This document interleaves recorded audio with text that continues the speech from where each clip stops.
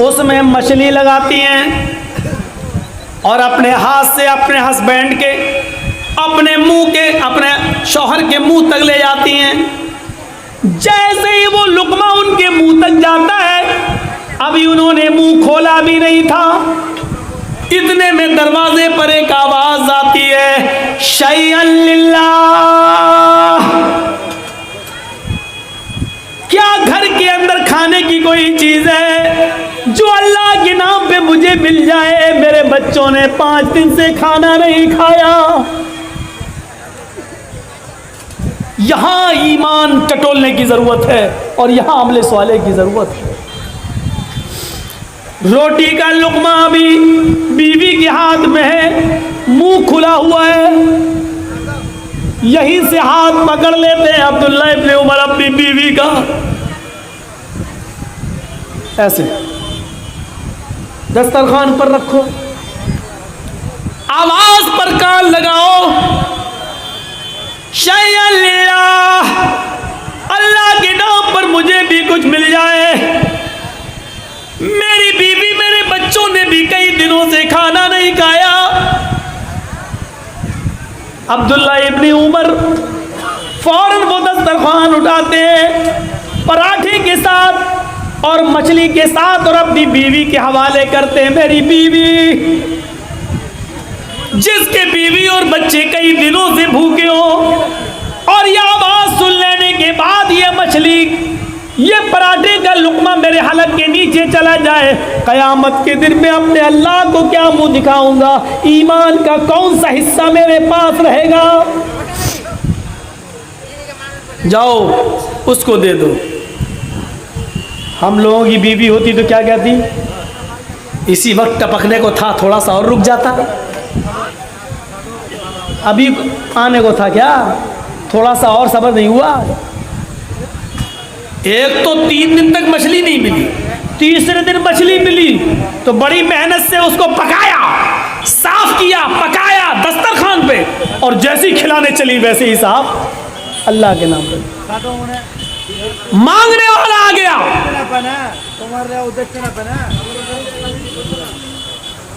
तसव्वुर करो क्या बीत रही होगी। लेकिन एक बीवी थी, अपने शौहर की आदत से वाकिफ थी, इसलिए शौहर को कुछ नहीं बोला। एक बात कहती है कि आए मेरे प्यारे शौहर, मछली आपने बनवाई है, मछली आप खा लीजिए। ऐसा करते हैं, मछली में जितना पैसा लगा है, पराठे में जितनी कीमत लगी है, मैं मछली और पराठे की उतनी कीमत मैं निकाल कर अलमारी में से, तिजोरी में से मैं उसको निकाल कर इस मांगने वाले साइल के हवाले कर देती हूँ। आपको मछली पसंद है, पता नहीं उसको और उसकी बीवी बच्चों को मछली पसंद होगी भी या नहीं, हम ये कीमत उसको दे देते, वो अपनी पसंद का खाना अपने घर में बना लेगा। इसमें क्या बुराई थी? कहने लगे मेरी बीवी तुम बहुत ठीक मशवरा दे रही हो, मछली यही रहने दो, मछली हम खाएंगे, आप खा लेंगी, हम लोगों के बच्चे खाएंगे, लेकिन मछली और पराठे में जो कीमत लगी है वो निकाल कर उसको दे दो। अब दिखाता हूं ईमान और अमले स्वाले। बीवी तिजोरी खोलती है, कीमत निकालती हैं और लेकर देने जा रही हैं। अब्दुल्लाह इब्ने उमर ने कहा इधर आओ, देखूं तुम कम तो नहीं दे रही हो उसको। उन्होंने जब उस दिरहम गिने तो अंदाजा लगा लिया कि मछली इतने की होगी, तेल मसाला इतने का होगा, आटा इतने का होगा, सबकी कीमत के हिसाब से जोड़कर कहा कि ठीक है मेरी बीवी, तुम कुछ ज्यादा ही दे रही हो, कम नहीं दे रही हो। अच्छा है, ठीक है, जाओ दे आओ। जैसे वो कीमत देने के लिए पहुंचती है दरवाजे पर, अभी दरवाजा खोला भी नहीं है, अभी साइल के हाथ में कीमत दी भी नहीं।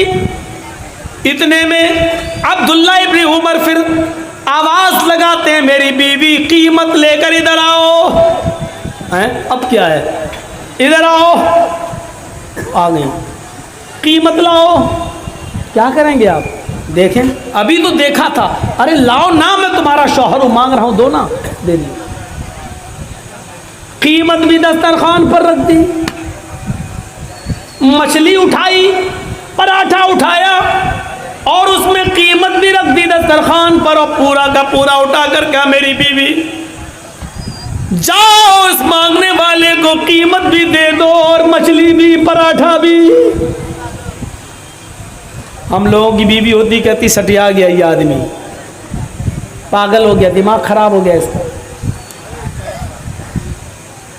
वो कहने लगी क्या हुआ आपको?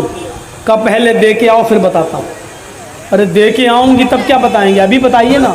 कि ना, पहले दे के आओ, दोनों चीजें दे के आओ। शौहर का हुक्म था, बीवी जाती है, कीमत भी दे देती है, पराठा भी दे देती है, मछली भी दे देती है, और वो दुआएं देता हुआ चला जाता है। ये बैठती है और कहती है बताओ मियाँ अब तो बता दो क्या हुआ। पहले तो कह रहे थे कीमत दे दो, मछली हम और हमारे बच्चे खा लेंगे। फिर मैं कीमत देने गई तो आपने वो भी बुला लिया और फिर कीमत भी दे दी, मछली भी दे दी। वाह, ऐसा क्यों? कहा मेरी बीवी जब तुम कीमत देने जाने लगी तो मेरे दिल में ये ख्याल आया, आए अब्दुल्ला तुझे मछली ज्यादा पसंद है या मछली की कीमत? मैं किसी नतीजे पे नहीं पहुंच पा रहा था, मुझे मछली ज्यादा पसंद है या मछली की कीमत। बहुत गौर किया कि मुझे क्या ज्यादा पसंद है, लेकिन मैं किसी नतीजे पे नहीं पहुंच पाया, इसलिए मैंने दोनों चीजें दे दी। क्योंकि कुरान की आयत, ईमान देखिए, क्योंकि कुरान की आयत हमारे जहन में आ गई। जब तुम कीमत देने जाने लगी तो कुरान की आयत मेरे दिमाग में आ गई, मेरे माइंड में आ गई।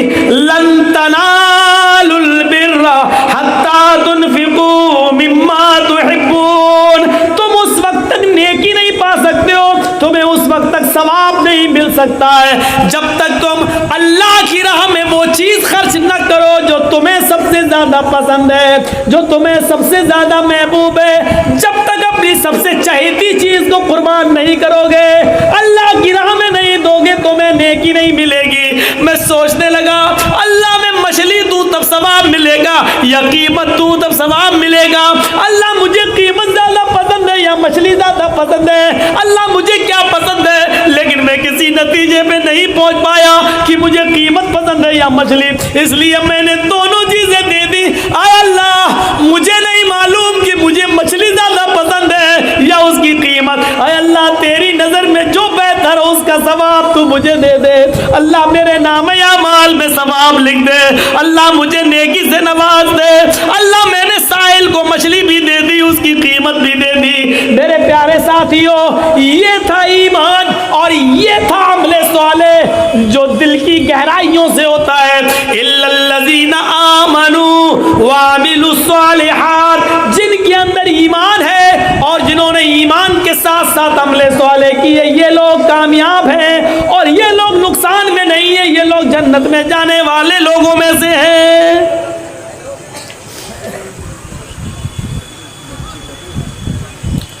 एक बच्ची यहाँ पर बैठी हुई है, बिलाल चौक की बता रही है, जिस किसी भाई का भी हो यहाँ से आकर के लेके जाएं। एक बच्ची बैठी हुई स्टेज पर, बिलाल चौक की बता रही है, आए उसको ले जाए यहाँ से। चलिए ठीक है, वो जिसकी होगी ले जाएगा, और किसी के ना हो तो हमको दे दीजिएगा, हम ले जाएंगे। तो ईमान और अमले साले देख रहे हैं, ये था ईमान और ये था अमले साले। आइए दो चीज़ें और दिखा दें। वतवासौ बिल हक़्क़ि वतवासौ बिस सब्र। तुम्हारे मुंह पे तुम्हारी जैसी, हमारे मुंह पे हमारी जैसी, ये नहीं है इस्लाम में। इस्लाम के अंदर दो टूक सही सही है, डंके की चोट पे बोलो। गलत को गलत कहो, डंके की चोट पे कहो। है गलत तो गलत, ऐसा भी कर लो वैसा भी, तुम्हारे मुंह पे तुम्हारी जैसी, हमारे मुंह पे हमारी जैसी, नहीं। वतवासौ बिल हक, हमेशा हक बात कहो। और सबसे बड़ा जिहाद तो अल्लाह के नबी ने यही बताया है, अफजलुल जिहादी कलिमतुल हक, हक बात बोलना सबसे बड़ा जिहाद है। और सबसे बड़ा जिहाद बादशाह के सामने हक बात कहना।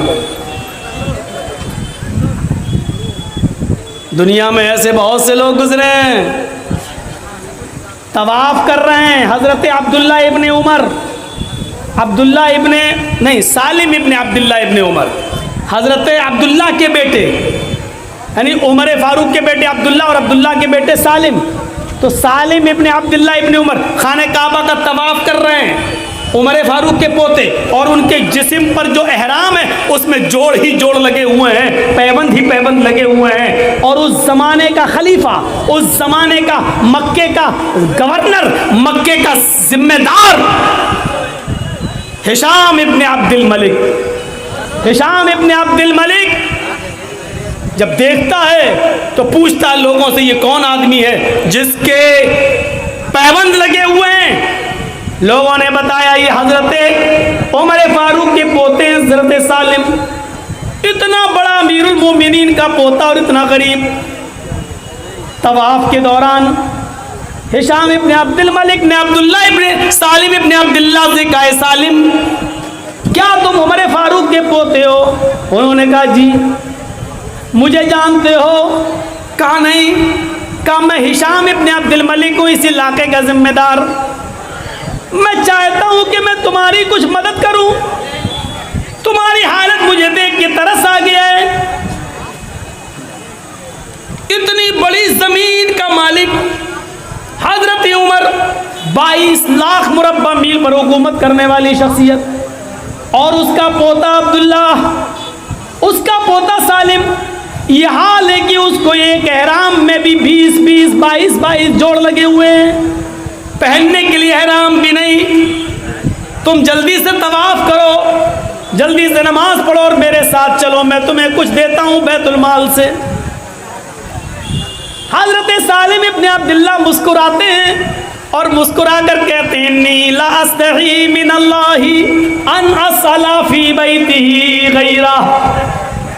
हिशाम, मैं इस वक्त खाने काबा में हूँ, अल्लाह के घर में हूँ, और अल्लाह के घर में होते हुए मुझे अल्लाह से शर्म आती है कि उसके घर में होते हुए मैं किसी गैर के सामने अपना दामन फैलाऊं, मैं किसी से भीख मांगूं, मुझे शर्म आती है अल्लाह से।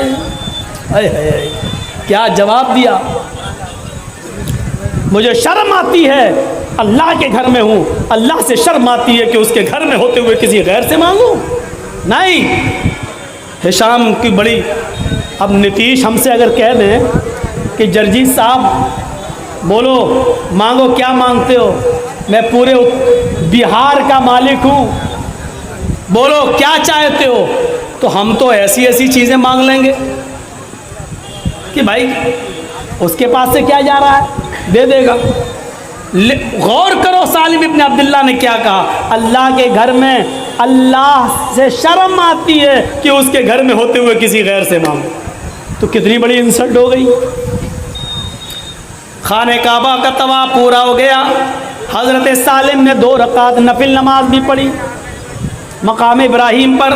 फिर दोनों हाथों को उठाया, रफ़ा यदैहि लस्समा, दोनों हाथों को उठाकर उन्होंने अल्लाह से दुआ भी मांगी।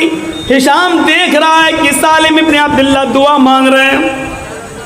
दुआ मांग कर जब ये बाहर निकलते हैं तो हिशाम इब्ने अब्दुल मलिक चौराहे पर एक रास्ते में इनको पकड़ लेता है और कहता है, अल-आन खरजता मिन बैतिल्लाह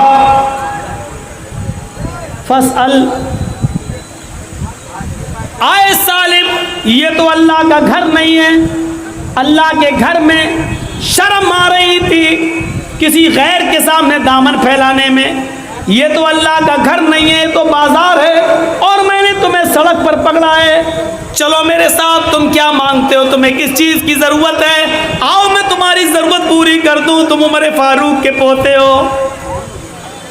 हजरत सालिम इब्न अब्दुल्लाह यहाँ पर भी मुस्कुराते हैं और कहते हैं क्या मेरी जरूरत पूरी करोगे? अम मिन हवाइजिद दुनिया अम मिन हवाइजिल आखिरह, मेरी आखिरत की जरूरत पूरी करोगे या दुनियावी? हिशाम कहता आखिरत में तो कोई किसी के काम नहीं आएगा, मैं किसी को जन्नत जहन्नम तो नहीं दे सकता हूँ, आखिरत की जरूरत तो पूरी नहीं कर सकता हूँ, मैं मक्के का गवर्नर हूँ, मैं मक्के का मालिक हूँ, मैं मक्के का जिम्मेदार हूँ, इसलिए मैं तुम्हें कुछ देना चाहता हूँ, मैं तुम्हारी दुनियावी जरूरत पूरी कर सकता हूँ, सोना दे सकता हूँ, चांदी दे सकता हूँ, कपड़ा दे सकता हूँ, गल्ला दे सकता हूँ, अनाज दे सकता हूँ, तुम्हें दुनियावी जरूरत में तुम्हारी पूरी करने के लिए तैयार हूँ, बताओ तुम्हें किस चीज की जरूरत है? ओ तो तुम मुझे दुनिया दोगे? हाँ अच्छा। हाय हिशाम, तुम्हें मालूम नहीं है कि खाने काबा के बाद तवाफ करने के बाद मैंने क्या किया? हिशाम कहता मुझे मालूम है, तुमने 2 रकात नमाज पढ़ी। आए हिशाम, तुम्हें मालूम नहीं है कि 2 रकात नमाज पढ़ने के बाद मैंने क्या किया? हिशाम कहता है मुझे मालूम है, नमाज पढ़ने के बाद तुमने अपने दोनों हाथ उठाकर अल्लाह से दुआ मांगी है। आए हिशाम, इतना तुम्हें मालूम है, लेकिन ये नहीं मालूम है कि मैंने हाथ उठाकर अपने रब से क्या मांगा है। और सुनो सुनो, बड़ी इबरतनाक वाकया है बड़ा। हिशाम कहता हाँ मुझे ये नहीं मालूम कि तुमने अपने रब से क्या मांगा। ये मालूम है कि तवाफ किया है, ये मालूम है तवाफ के बाद 2 रकात नमाज पढ़ी है, ये मालूम है कि नमाज के बाद दुआ मांगी है, लेकिन ये नहीं मालूम कि दुआ में क्या मांगा।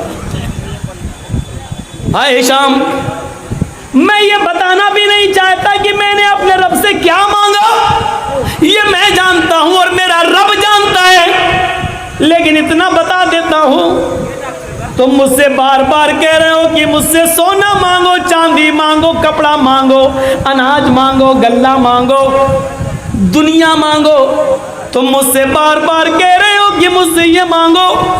मेरी हालत देखकर, मेरे कपड़े देखकर, मेरा हराम देखकर बार बार कहते हो मैं दुनियावी जरूरत पूरी कर दूं।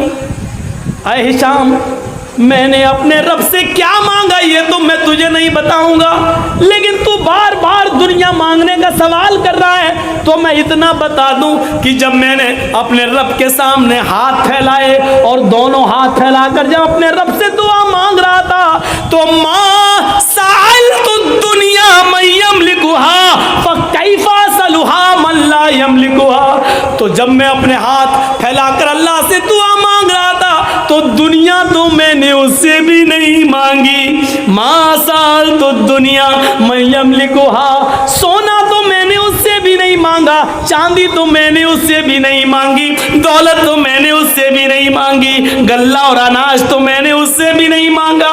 जो दुनिया का मालिक है, ये दुनिया तो बार बार मुझसे कह रहा मांगो, अरे दुनिया तो मैंने उससे भी नहीं मांगी जो दुनिया का मालिक है। फकैफा सलुहा मन ला यमलिकुहा, तो मैं उससे दुनिया कैसे मांगू जो आज मरा और कल ये दुनिया दूसरे के हाथ में चली जाएगी। तू इसका मालिक नहीं है, खाली हाथ आया था और खाली हाथ जाएगा। जब दुनिया का कुछ हिस्सा है ही नहीं तेरा, तो मैं तुझसे क्या मांगू? चल, नहीं मांगता, मुझे मेरे हाल पे छोड़ दे। गौर कीजिए, ऐसे लोग गुजरे इस दुनिया में, हक बात बड़े बड़े लोगों के सामने कह दिया करते थे। अल्लाह के नबी ने भी तो यही कहा था,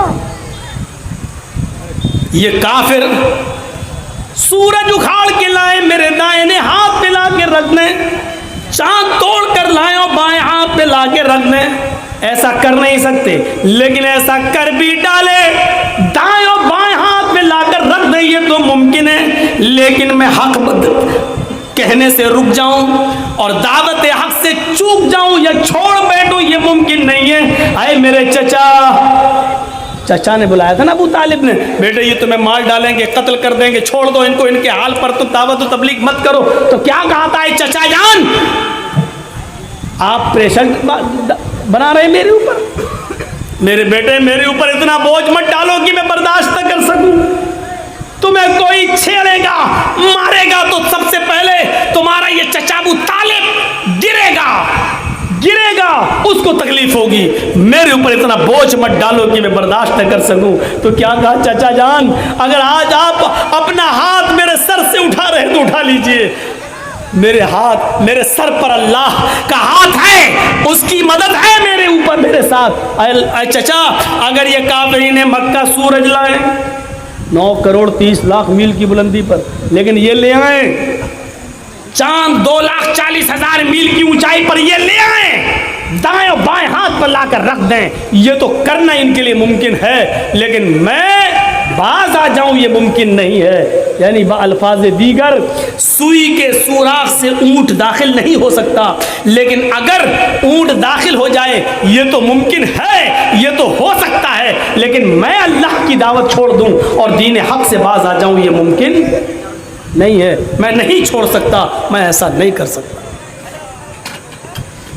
इमाम मालिक का तसव्वुर देखो, इमाम मालिक कैसे कोड़े मारे गए थे, उनको हाथ पैर शल पड़ गए थे, इतना मारा कि दोनों हाथ उठते नहीं थे। जुर्म क्या था? सिर्फ इतना कि उस जमाने के बादशाह को किसी गरीब की बीवी पसंद आ गई थी और वो बड़ी खूबसूरत थी। उसने सारे मौलवियों को बुलाया और कहा कि ये औरत पर मेरी नीयत ख़राब है, बताओ ये औरत मेरी कैसे बनेगी। कहा ये तो बहुत बुरी बात है भाई, किसी की बीवी को आप अपना क्यों बनाना चाहते हैं। उसने दिरहमों दीनार की थैलियाँ फेंकी। मौलवियों ने कहा ये तो बहुत आसान है। देख रहे हैं पैसों में मसले भी बदले जाते हैं। कहा क्या है? कहा आप पावर में हैं, आप उस आदमी की गर्दन पर तलवार रखवा दीजिए, बस कत्ल मत कीजिए, और तलवार रख कर कहिए अपनी बीवी को तलाक दे वरना गर्दन उड़ा दूंगा, और वो तलाक दे देगा। तलाक देगा, वो इद्दत गुजारेगी, आप उससे शादी कर लीजिए। ऐसा ही हुआ। पहले सीधे समझाया, करीब आदमी ने कहा वाह साहब मेरी बीवी कोई परेशानी नहीं, हम क्यों तलाक दे दें।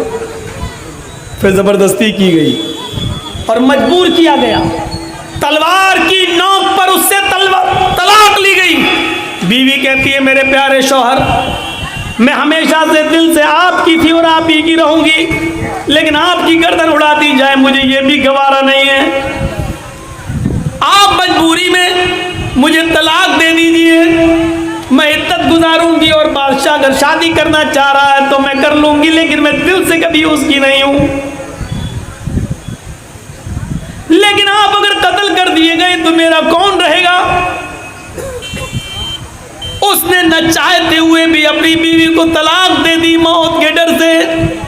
तलवार उसकी गर्दन पर रख दी गई मौत के डर से, उसने तलाक दे दी। क्या है मेरी बीवी, मैंने तुझे तलाक दी। इद्दत गुजारने के बाद बादशाह ने उससे शादी कर ली। सारे मौलवी बिके हुए, बादशाह ने सबको खरीद लिया। उस जमाने का सबसे बड़ा बुजुर्ग इमाम मालिक रहमतुल्लाह अलैह, जब उनके कानों में यह आवाज जाती है कि बादशाह ने उस गरीब आदमी की गर्दन पर तलवार रखकर उससे जबरदस्ती तलाक दिलवाई और मजबूरी में उसने तलाक दी, तो जुमेरात की रात को हदीसों की तैयारी की और जुमे के दिन अपने सर पर कफन का अमामा बांध कर जाते हैं, जुमे का खुतबा देते हैं। जिस मस्जिद में इमाम मालिक रहमतुल्लाह अलैह जुमे का खुतबा देते थे, उसी मस्जिद के अंदर बादशाह भी नमाज पढ़ने आता था। बादशाह के 50 बॉडीगार्ड नंगी तलवार लेकर मस्जिद में हाजिर होते थे कि हमारे बादशाह के ऊपर कोई गलत नजर न डाले या उसको खतरा ना हो। वो नंगी तलवारें चमक रही थी। बादशाह मस्जिद में आया हुआ था। इमाम मालिक ने कफन का अमामा बांधा था और सर पर लपेट कर आए थे। छड़ी लेते हैं और जुमे का खुतबा देना शुरू कर देते हैं और उस खुतबे में कहते हैं मैंने सुना है कि इस मुल्क के बादशाह ने एक गरीब आदमी की गर्दन पर बंदूक रखकर, तलवार रखकर उससे तलाक दिलवाई है। और सारे मौलवियों ने फतवा दे दिया कि तलाक चाहे जबरदस्ती दिलवाई जाए, चाहे जैसे तलाक हो जाती है। सुना है कि उस औरत ने मजबूरी में तलाक ले ली और उस आदमी ने मजबूरी में तलाक दी। अल्लाह करे ये बात झूठ हो, अगर ये सच है तो सुन लो, जनाबे मोहम्मद रसूलुल्लाह सल्लल्लाहु अलैहि वसल्लम ने फरमाया है, इन्ना तलाक़ल मुकरिहा लैसा बिशै, जबरदस्ती दिलवाई हुई तलाक तलाक नहीं होती है। इन्ना तलाक़ल मुकरिहा लैसा बिशै, जबरदस्ती दिलवाई हुई तलाक तलाक नहीं होती है। अगर तलवार रखकर तलाक देने पर मजबूर किया तो वो तलाक ही नहीं हुई है। और बादशाह ने उस औरत से अगर निकाह किया है तो बादशाह हरामकारी कर रहा है, उस औरत के साथ जिना कर रहा है। खुतबा देकर खत्म करते हैं। इमाम मालिक को मालूम था कि अब मेरा अंजाम क्या होगा। उन्होंने नमाज पढ़ाई। मैंने कहा ना, हर किसी का दिल इतना मजबूत नहीं होता है कि वो डंके की चोट पर हक बात कह दे और बादशाह के सामने कह दे, ये तो मुमकिन ही नहीं। लेकिन इमाम मालिक को मालूम था, अपने घर पे कह के भी आए थे कि बीवी मेरा इंतजार मत करना, कह के भी आए थे। इमाम मालिक रहमतुल्लाह अलैह ने जब ये फतवा दे दिया, आए और नमाज पढ़ाया। नमाज पढ़ाने के बाद जैसे ही मस्जिद से बाहर निकलते हैं, लोगों को मालूम है, उस मस्जिद के मुसल्लियों को मालूम है, उस मस्जिद के नमाज पढ़ने वालों को मालूम है कि इमाम मालिक अब नहीं बचेंगे। मस्जिद से बाहर निकलते ही इमाम मालिक को उन 500 बॉडीगार्डों ने गिरफ्तार कर लिया और पहले उनको बादशाह के दरबार में लाया गया। बादशाह ने पहले प्यार से समझाया। इमाम मालिक कहते हैं, आपका प्यार सराहों पर, लेकिन हदीस अपनी जगह पर, इन्ना तलाक़ल मुकरिहा लैसा बिशै, ज़बरदस्ती दिलवाई हुई तलाक तलाक नहीं होती है। फिर उनके सामने दिरहम और दीनार की थैलियां फेंकी जाती है कि ये ले लो, मसला बदल दो। इमाम मालिक रहमतुल्लाह अलैह का जवाब यह था, दिरहम और दीनार को देखा तो बादशाह के सामने उन्होंने अपना पैर फैला लिया। बादशाह ने कहा कि आपका जवाब चाहिए। इमाम मालिक कहते हैं कि मेरा फैला हुआ पैर आपको जवाब दे रहा है। कहा मैं समझा नहीं। इमाम मालिक रहमतुल्लाह अलैह जवाब देते हैं कि बादशाह के सामने पैर फैलाने वाला बादशाह के सामने कभी हाथ नहीं फैलाता।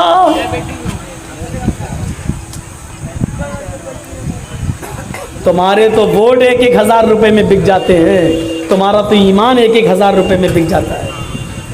कोर्ट में झूठी गवाहियां तुम 100 200 रुपए लेकर दे देते हो, अपना ईमान नहीं बचा पाते। वोट तक बेच देते हो। वोट 500 रुपए लिया, फला पार्टी को देना, मालूम है इससे नुकसान है, फिर भी हम देते हैं। जिनके वोट 500 और 1000 रुपए में बिक जाएं, अरे तुमसे अच्छी कीमत तो उस कुत्ते की है जो कम से कम 10,000 रुपए में खरीदा जाता है। 10,000 रुपए में उस कुत्ते की कीमत 10,000। तुम्हारी कीमत, तुम्हारे जमीर की कीमत 1,000। कुत्तों से भी सस्ते हैं आज हमारे जमीर, हमारे दिल कुत्तों से भी ज्यादा सस्ते हैं। बादशाह ने कहा अब इनको बांध दो। बांध दिया गया। फिर उनके ऊपर कोड़े बरसाए गए। 80 कोड़े ऐसे मारे गए, लौ ज़ुरिबतिल फ़ीलु लहरबत। अगर वो 80 कोड़े किसी हाथी को मारे जाते तो हाथी भी भाग जाता, हाथी भी बर्दाश्त नहीं कर पाता। ऐसे कोड़े मारे गए इमाम मालिक रहमतुल्लाह अलैह की बॉडी पर, और दोनों हाथ उठते नहीं थे। चीख कर कहने लगे, बादशाह मार खाने से मैं बच नहीं रहा हूं, न भाग रहा हूं। अजान की आवाज आ रही है, नमाज पढ़ लेने दे। ठीक है, एक आदमी ने उनको वजू बनवाया,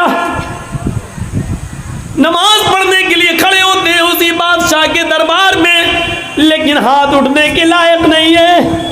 इतना मारा गया हाथ में कि दोनों हाथ जमीन पर लटके हुए उड़ नहीं रहे, शल पड़ गए। ऐसे ही बोलते हैं अल्लाहु अकबर, हाथ लटके हुए हैं क्योंकि उठ ही नहीं रहे। आपने देखा होगा, कभी हज करने गए होंगे मक्के में या मदीने में, बहुत से लोग हाथ छोड़ के नमाज पढ़ते हैं, दोनों हाथ नीचे करके। क्यों? इमाम मालिक के मानने वाले, वो कहते हैं कि हमारे इमाम ने नहीं बांधे थे इसलिए हम भी नहीं बांधेंगे। ये नहीं देखते हैं कि इमाम मालिक ने मजबूरी में नहीं बांधे, उनको बादशाह ने मारा था, कोड़े मारे थे, इसलिए उनके हाथ उठते ही नहीं थे। अब जब उठ ही नहीं रहा तो आदमी नमाज कैसे पढ़ेगा? कैसे? वो मजबूरी में बांधे थे इमाम मालिक को, इमाम मालिक ने मजबूरी में छोड़े, तुम जानबूझ के छोड़ रहे हो। उसके बाद में फिर उन पर कोड़े बरसाए गए। जब देखा गया कि कोड़े खाने के बाद भी ये नहीं मानते तो कहा इनको मारना तो बेकार है, इनकी जान न ली जाए। इनके पैरों में बेड़ियां डाल दी गई। मंजर देखना, हक बात बोलने का रिजल्ट देखो। उनके पैरों में बेड़ियां डाल दी गई, हाथों में हथकड़ियां डाल दी गई, और एक घोड़े के ऊपर ऐसे उनको डाल दिया गया, पेट के बल उनको डाल दिया गया, पैर इस तरफ और मुंह इस तरफ, ऐसे पेट के बल ऐसे, पैरों में पैरों में बेड़ियां हैं, हाथों में हथकड़ियां हैं, और ऐसे उनको घोड़े पे डाल दिया गया है। और बादशाह ने कहा पूरे मदीने के अंदर इनको घुमाओ और ऐलान कर दो कि जिसने भी बादशाह के खिलाफ अगर फतवा दिया और बादशाह के खिलाफ जबान खोली, उसका यही हाल होगा जो मैंने इमाम मालिक का किया है, यही उसके साथ किया जाएगा, बल्कि इससे भी बड़ी सजा दी जाएगी। एक आदमी बादशाह का चमचा घोड़े की लगाम पकड़ता है, इमाम मालिक को औंधे मुंह घोड़े पर डालता है और मदीने के चक्कर लगा रहा है, पूरी बस्ती में घुमा रहा है। और कुर्बान जाओ इमाम मालिक रहमतुल्लाह अलैह के इन जुमलों पर, बस्ती में घूमते भी जा रहे हैं। बादशाह का चमचा कह रहा है बादशाह की बात नहीं मानी इसलिए सजा मिली है। अगर किसी ने भी सर ऊंचा किया और बादशाह के खिलाफ जबान खोली तो उसका यही अंजाम होगा। जब वो चुप होता, जब बादशाह का चमचा चुप होता तो इमाम मालिक जोर से चीखते हुए कहते हैं ये बादशाह का चमचा है, झूठ बोल रहा है। आए मदीना वालों, बादशाह के खिलाफ बोलने से हमें ये सजा नहीं मिली, बल्कि मोहम्मदुर रसूलुल्लाह की हदीस सुनाने की सजा मिली है। इस घोड़े पर हाथ मेरे टूट चुके हैं, पैरों में बेड़ियां पड़ी हुई है, मेरी मौत का मुझे आवाज दे दे, कोई पता नहीं, लेकिन मौत के मुंह में होने के बावजूद फिर ये फतवा दे रहा हूं, इन्न तलाक़ल मुकरिहा लैसा बिशै, जबरदस्ती दिलवाई हुई तलाक तलाक नहीं होती है। बादशाह जिना कर रहा है, बादशाह हरामकारी कर रहा है। उन्होंने घोड़े पर बैठकर औंधे मुंह लटक कर मौत के मुंह में भी यही आवाज देते रहे और बादशाह के खिलाफ बोलते रहे कि बादशाह हरामकारी कर रहा है। वतवासौ बिल हक़्क़ी, हक बात बोलना हर किसी के बस की बात नहीं है, और जो बोलता है उसको ऐसे ही परेशानियां आएंगी। अगर परेशानियां उठाने का कलेजा हो आपके अंदर तो हक बात बोलो, वरना अपने घर में सर्दियों में लिहाफ ओढ़ के सोइए और गर्मियों में ठंडी एसी चला के सोइए, उसी में आपको आराम मिलेगा। इसलिए कि हक बात कहने का कोई फ़ायदा, हक बात कहो और परेशानी ना, ऐसा हो नहीं सकता।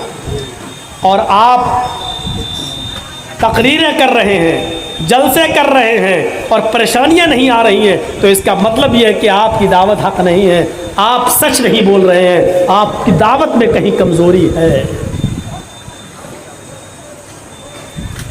आपकी दावत में हक बात किसको कहते मालूम है?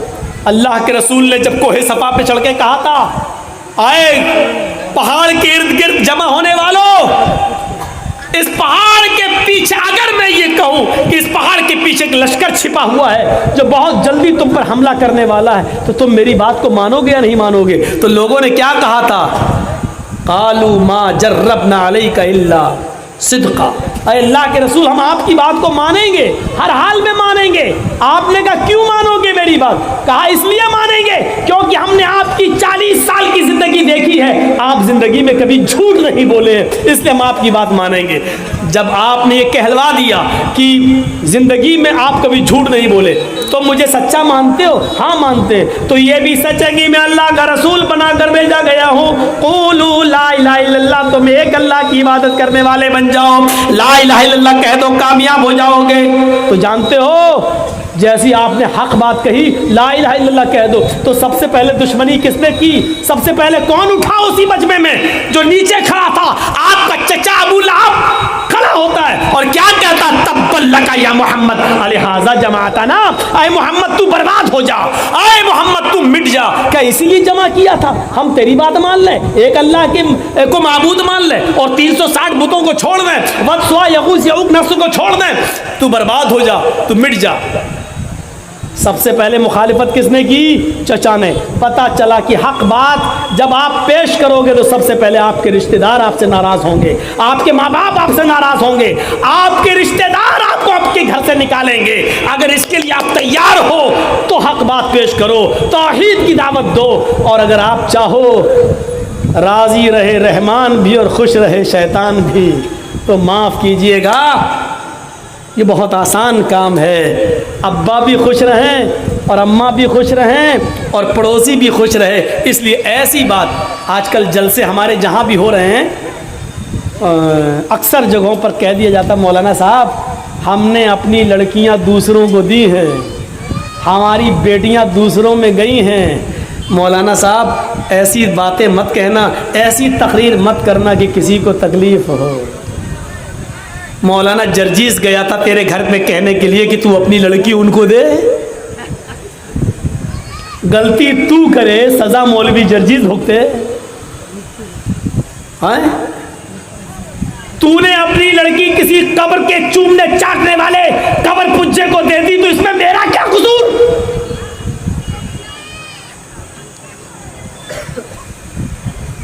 सुलेमान तैमी का जब इंतकाल होने लगा तो वो रो रहे थे। पूछा क्यों रो रहे हैं? कहने लगे कि 27 साल पहले का मुझे अपना एक गुनाह याद आ गया। मैं सोच रहा हूं कि अल्लाह मैंने मेरे गुनाह को मिटाया होगा या नहीं मिटाया होगा। पूछा कौन सा गुनाह?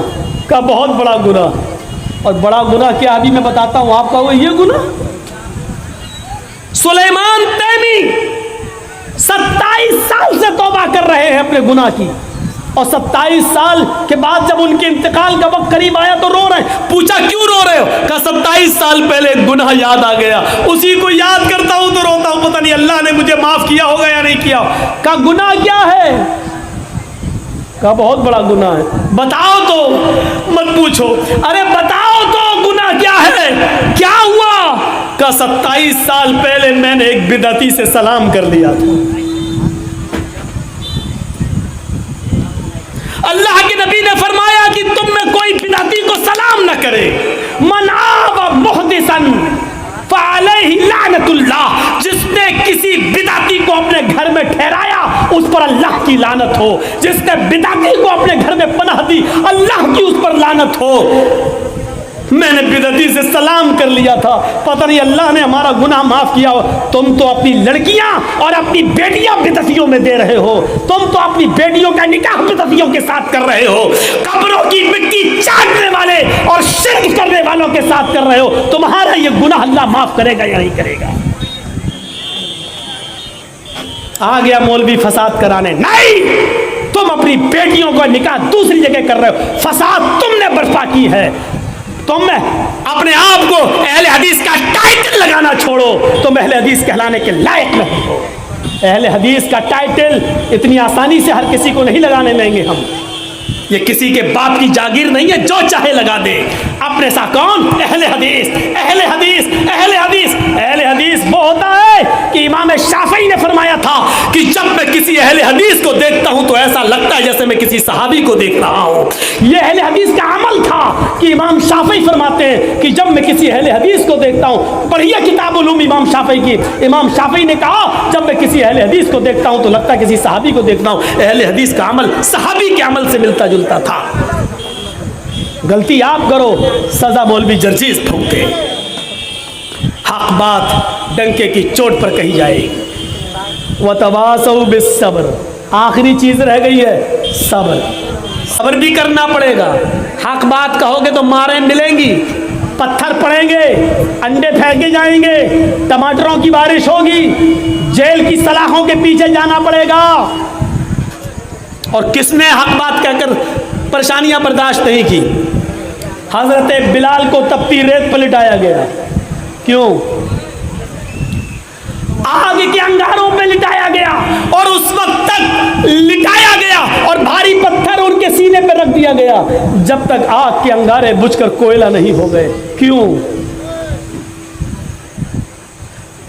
हजरत खुबाब इब्न आरत को देखो, हजरत खुबैब को देखो, इनकी तारीख पढ़ो, इमाम अहमद इब्न हंबल की तारीख पढ़ो। हक बात के कहने की बस क्या क्या सजाएं मिली, लेकिन इन्होंने सब्र किया। हजरत सुमैया का वाकया कौन नहीं जानता? सुमैया, सुना है अबू जहल ने कहा, सुना है कि तू मोहम्मद के रब पर ईमान ले आई। कहने लगी जब तक छिपा था मेरा इस्लाम, अब मालूम हो गया तो छिपाने की जरूरत नहीं। हाँ लाई, कहा छोड़ दे, कहा नहीं छोड़ सकती। कहा तेरा बेटा कहाँ है? सच बता दिया। तेरा शौहर कहाँ है? सच बता दिया। पकड़ के लाओ इसके बेटे अम्मार को, पकड़ के लाओ इसके पति को यासिर को। दोनों को पकड़ के लाया गया, अम्मार को बांध दिया गया, यासिर को बांध दिया गया। उसके सामने अम्मार की मां सुमैया, यासिर की बीवी सुमैया खड़ी है। कहा इसके जिस्म के कपड़े फाड़ दो, कपड़े फाड़ दिए गए। कमा वलदत उम्मुहा, जैसे आज ही उसकी मां ने उसको पैदा किया हो, जैसे बच्ची नंगी होती है पैदा होते ही, ऐसे ही सुमैया को कर दिया। कहा पीछे से हाथ बांध दो, दोनों हाथ पीछे से बांध दिए गए। खाबी भी नहीं मानेगी। कहा मोहम्मद के रब से ईमान छोड़ दूं, ये हो नहीं सकता। नेजा उठाया अबू जहल ने और वो नेजा दौड़ता हुआ आया और लेकर पूरा का पूरा नेजा हजरत सुमैया की शर्मगाह में उनकी अंदामे निहानी के अंदर दाखिल कर दिया। यहां से डाला, उस पार निकाल दिया। बेचारी अपने हाथ भी नहीं हिला सकती थी क्योंकि दोनों हाथ पीछे से बंधे हैं, जैसे फांसी के तख्ते पर ले जाते वक्त पीछे से हाथ बांध दिए जाते। सुमैया के पीछे से हाथ बंधे हैं। इंदामे निहानी में शर्मगाह में नेज़ा दाखिल कर दिया गया। नजरें आसमान पे जाती है। ऐसे मौके पर भी बड़े बड़े कलेजे वालों की दुआएं ये निकलेंगी, अल्लाह मेरी हिफाजत फरमा। लेकिन सुमैया के मुंह से ये दुआ नहीं निकली कि अल्लाह मेरी जान बचा ले, अल्लाह मेरी हिफाजत फरमा। ऐसे मौके पर सुमैया की ज़बान से जो जुमले निकलते हैं वो इब्ने साद ने तबकात में नकल किए हैं। सब्बित कदमैया या रब, सब्बित कदमैया अला दीनिक या अरहमर राहिमीन, ऐ अरहमुर राहिमीन। अबू जहल का ये नेज़ा जो मेरी शर्मगाह को पार हो गया है, इसकी दी हुई तकलीफें, अल्लाह कहीं मुझसे मेरा इस्लाम न छीन ले, कहीं मुझसे मेरा दीन न छीन ले, कहीं मुझसे मेरा मजहब न छीन ले, कहीं मुझसे मेरी तौहीद न छीन ले। अल्लाह अबू जहल की दी हुई तकलीफों से मेरे ईमान को साबित कदम रखना, मेरे कदम को साबित कदम रखना। अल्लाह मेरा ईमान न लरस जाए, मेरा ईमान न लरस जाए, अल्लाह मेरे इस्लाम में कहीं जुम्बिश ना आ जाए। ये दुआ निकलती है उसके मुंह से। अपनी बेटियों का निकाह गैरों में करने वालों, चुल्लू भर पानी में डूब के मर जाओ। अपने आप को अहले हदीस कहते हुए तुम्हें शर्म नहीं आती?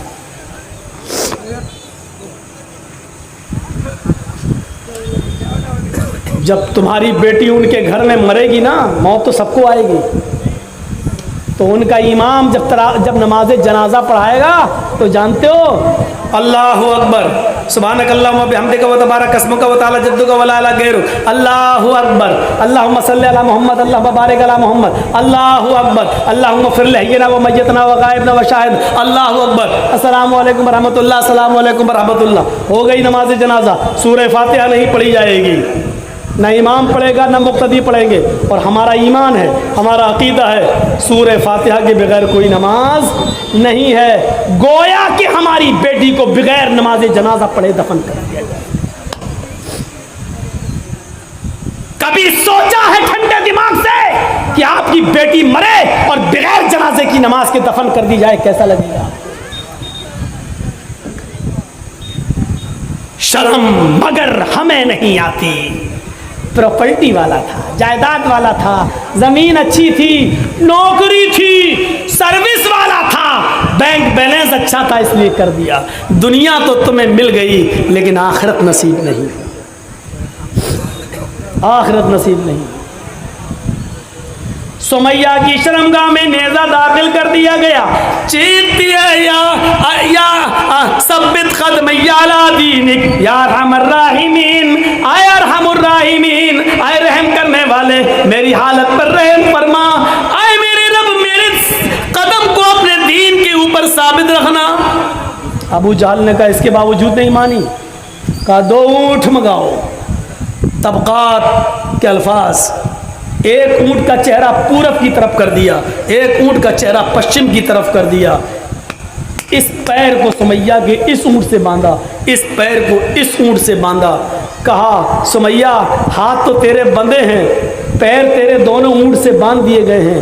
एक ऊँट इधर भागेगा, एक ऊँट इधर भागेगा, कोड़ा मारने की देर है बस। अब देख ले तेरा अंजाम क्या होगा। ये मंजर देखकर अम्मार की आंखों में आंसू आ गए, यासिर की आंखों में आंसू आ गए। सुमैया मुस्कुराते हुए कहती है, मेरे बेटे तुम क्यों रो रहे हो? मेरे शौहर तुम क्यों रो रहे हो? अल्लाह की कसम, आहा हा हा, अल्लाह की कसम, ऐसी तकरीर करने वाली औरत पैदा नहीं हुई। आए मेरे बेटे अम्मार, आए मेरे हस्बैंड, आए मेरे शौहर यासिर, अल्लाह की कसम वो जन्नत देखो मुझे दिखाई दे रही, अल्लाह की कसम वो जन्नत की नेमतें मुझे दिख रही हैं। आए मेरे बेटे, जन्नत की खुशबू मेरी नाक तक आ रही है, मुझे महसूस हो रही है, तुम्हें नहीं। ओफो, जुमले देखिए। आए मेरे बेटे, मेरे शौहर, हो सकता है औरत होने की हैसियत से ये सजा मुझे हल्की दी जा रही हो, तुम मर्द हो, मेरे बाप तुम्हें ये सजा और भी ज्यादा सख्त दी जाए, लेकिन तुम पीछे मत हटना। आए अम्मार, आए यासिर, ये जन्नत का दरवाजा मुझे दिख रहा है, मैं इस दरवाजे पर खड़ी रहूंगी, मैं जन्नत में नहीं जाऊंगी जब तक तुम दोनों मेरे पीछे पीछे नहीं चले आओगे। आए मेरे बेटे, आए मेरे शौहर, मैं तुम दोनों का जन्नत के दरवाजे पर इंतजार करूंगी। आए अबू जहल, ये कोड़ा तेरा जमीन के ऊपर पड़ा हुआ है, मेरे हाथ बंधे हुए हैं, अगर हाथ खुले होते तो ये कोड़ा मैं उठाकर तुझे खुद दे देती। अबू जहल कहता है, इसका मतलब तू नहीं मानेगी, इन ऊँटों को भगाना ही पड़ेगा। और सुमैया मुस्कुरा के कहती है, अबू जहल क्यों देर कर रहा है? जितनी देर तू इन ऊँटों को भगाने में लगा रहा है, अल्लाह की कसम मुझे उतनी देर जन्नत में जाने में लग रही है। सुमैया के इस तकरीर ने अम्मार और यासिर के ईमान में तो ज्यादती पैदा कर दी, लेकिन अबू जहल को गुस्सा दिला दिया। अबू जहल ने वो कोड़ा मार ही दिया। एक ऊँट पूरब की तरफ भागा, एक ऊँट पश्चिम की तरफ भागा, और सुमैया के बीच से 2 टुकड़े हो गए। गर्दन तक जाते जाते चेहरा बच गया। सुमैया का एक धड़ इधर है, लेकिन चेहरे वाला दूसरा धड़ अलग पड़ा है। सुमैया शहीद होते होते भी मुस्कुरा रही थी। उसकी जब रूह उसके जिस्म से निकली तो उसके चेहरे पर मुस्कुराहट थी। अबू जहल ने उसके चेहरे पर जब मुस्कुराहट देखी तो तबकात के अल्फाज हैं, उसने पत्थर उठाकर अपने सर को फोड़ना शुरू कर दिया। लोगों ने कहा अबू जहल मेरे सरदार ये तुम्हें क्या हो गया है? अबू जहल कहने लगा कसम है मुझे लात मनात की उज़्ज़ा की, मैं हार गया सुमैया जीत गई, मैं हार गया सुमैया जीत गई। मैंने सब कुछ छीना लेकिन मरते वक्त सुमैया के चेहरे की मुस्कुराहट न छीन सका। देखो मरते वक्त भी मुस्कुरा रही है और मुझे चिढ़ा रही है। सुमैया जीत गई, मैं हार गया। अम्मार और यासिर को छोड़ दिया। जाओ तुम्हारी माँ और तुम्हारी बीवी की मैंने जान ले ली, तुम दोनों को छोड़ रहा हूँ, मोहलत दे रहा हूँ, जाओ। जब ये मंजर अम्मार और यासिर ने जो अपनी आंखों से देखा था, अल्लाह के नबी जनाब मोहम्मद रसूलुल्लाह को सुनाया तो नबी अकरम की आंखों से आंसुओं के मोती बिखरने लगे, आंसू गिरने लगे। जुमे का दिन आता है, आप मिंबर पर खड़े होते हैं और आप मिंबर पर तारीखी खुतबा देते हैं और उस खुतबे के अल्फाज में एक एक को जन्नती कहते हुए कहते हैं, अय अबू बकर तुम जन्नती, उमर तुम जन्नती, उस्मान तुम जन्नती, अली तुम जन्नती। लेकिन फर्क है अबू बकर तुम अकेले जन्नत में जाओगे, उमर तुम भी अकेले जन्नत में जाओगे, उस्मान तुम भी अकेले जन्नत में जाओगे, अली तुम भी अकेले जन्नत में जाओगे। आईना अम्मार, आईना यासिर, लब्बैक या रसूल अल्लाह, हाँ मैं यहाँ हूँ। अम्मार कहाँ है? मैं यहाँ हूँ। यासिर कहाँ है? मैं यहाँ हूँ। इस बिरू यासिर फइन्ना मौइदकुमुल जन्ना, यासिर के घर आने वालों सब्र करो, सब्र करो। सारे सहाबा एक एक करके जन्नत में जाएंगे, तुम्हारा पूरा खानदान एक साथ जन्नत में जाएगा। यानी सुमैया, अम्मार और यासिर तुम तीनों एक साथ जन्नत में जाओगे। इस बिरू यासिर फइन्ना मौइदकुमुल जन्ना, आए यासिर के घर आने वालों सब्र करो, तुम्हारा पूरा खानदान एक साथ जन्नत में जाएगा। सब्र करो, पूरा खानदान जन्नत में जाएगा। सब्र करने पर जन्नत मिल रही है। मेरे प्यारे साथियों, हक बात कहोगे तो परेशानियां आएंगी, परेशानियां आएंगी तो सब्र करना पड़ेगा। सब्र करते हो तो हम कामयाब हो रहे हैं। ये चंद बातें मैंने 2 घंटे की स्पीच में कही हैं। अल्लाह से दुआ कीजिए कि बारे अल्लाह तो हमारी ख़ताओं को माफ़ फरमा दे, हमारे गुनाहों को बख्श दे।